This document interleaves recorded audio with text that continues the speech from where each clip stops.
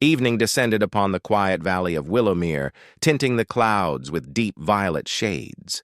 The crisp autumn air carried swirls of dry leaves down the narrow path that wound between the fields. Clara walked carefully along the hill, returning from the woods where she had been gathering wild herbs for her grandmother, Agnes. Her basket was nearly empty. The chilled soil no longer offered much in late autumn. Then, from somewhere near the riverbank, she heard a faint sound, a soft sob, fragile and frightened. Clara followed the sound and soon saw a boy, perhaps 10 years old, standing alone by the water. His coat was fine wool, his shoes polished to a mirror shine, yet his face was pale and his eyes seemed hollow, lost. Clara's heart trembled.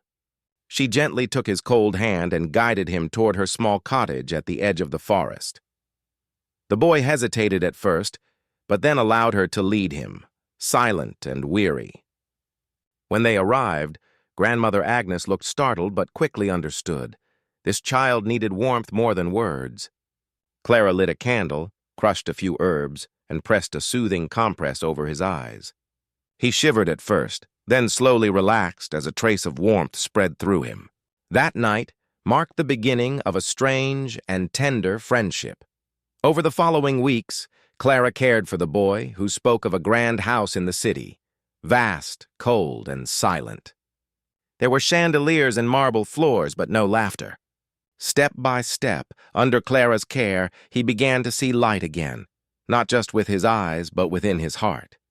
His sight and his spirit were both returning, but peace never lasts forever. One morning, a sleek black car rolled into the yard, its tires grinding against the gravel.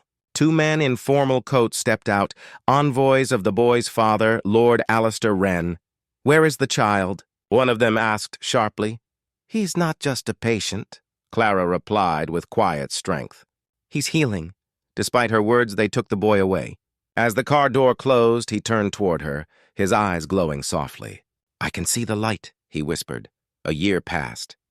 When spring returned and the apple trees bloomed again, another carriage appeared at the edge of Willowmere. This time the boy stepped out by himself. His eyes were clear, his cheeks warm with color, and his smile was radiant. He ran up to Clara and embraced her tightly. "I can see you now," he said with joy. Even his father was changed. The sternness in his eyes had softened into gratitude and a hint of humility. He offered Clara a position in a new medical house he had built, but she gently refused. Her heart belonged to the people of the valley, who still needed her care. The boy squeezed her hand and whispered, "Then I'll always come back to you." The wind stirred the curtains as the morning light spilled through the window, touching their faces.